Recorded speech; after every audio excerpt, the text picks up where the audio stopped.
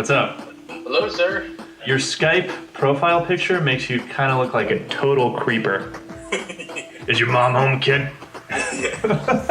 Matt was a good friend in high school, but it wasn't until I realized that he is one of few high school acquaintances that I actually keep in touch with that I recognized him as a best friend. We are the flaming pelts. Matt has accomplished more in 30 years than most anyone else that I know, and though our lives couldn't look more different than they do right now, we're from the same place, and that counts for a lot. So this is the year where we turned 30. I got a haircut last week. For the first time in my life, I had a barber say to me, I'm gonna leave the front a little bit longer so you can comb it over those bare spots. I mean, if you were single and stuff too, I think it's pretty low on girls' list. Women are generally not as shallow as men at all.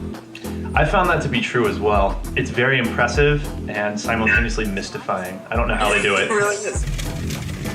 The Majesty of Tahoe, featuring His Majesty, Matt Fischer.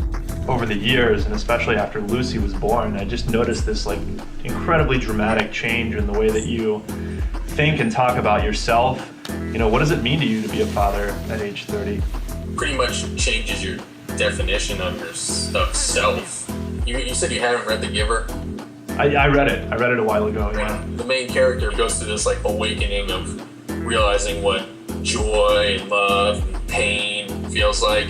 And having a kid is kind of like being the receiver in that respect, because I watch stuff and if there's something where there's a baby involved, it physically hurts me. Now I feel like I have this weakness where before I was just able to just let stuff bounce off of me. Now it really gets to me. Being a father has made you almost cripplingly empathetic. Yes, and before I was probably a borderline sociopath. Yeah.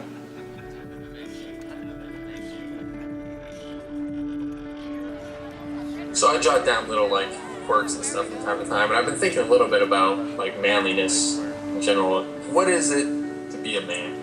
Because I used to think, but a big portion of it was machismo, masculine stuff. You know, being with a lot of women or something that guy's a man, a manly man. Yeah, you know? no, there's this sort of stereotype of manliness as being related somehow to promiscuity and aggression and dominance.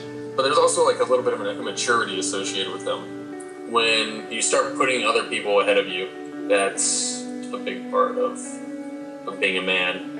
It's putting other people's priorities above yours. I've felt the most fulfilled in my moments of the most responsibility, basically. Do you think that there's any correlation between vulnerability and manliness? Or is it all that sort of responsibility and accomplishment piece? What do you mean by vulnerability?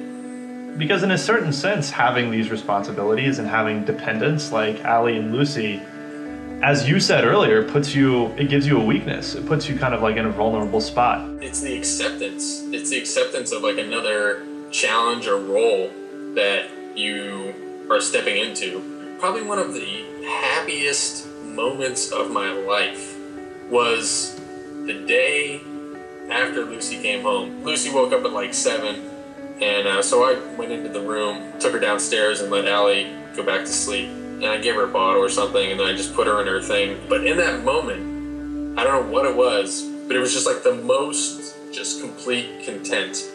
It sounds almost like you're describing self-assuredness. Yeah, it was a complete self-assured fulfillment feeling. This is how it's supposed to be. One of the transformative elements of being married and having a child is almost this clarity of purpose. Yeah, that's a good way of putting it. It's like an anchor that anytime you get too far out there, it just anchors you to what you're supposed to be doing.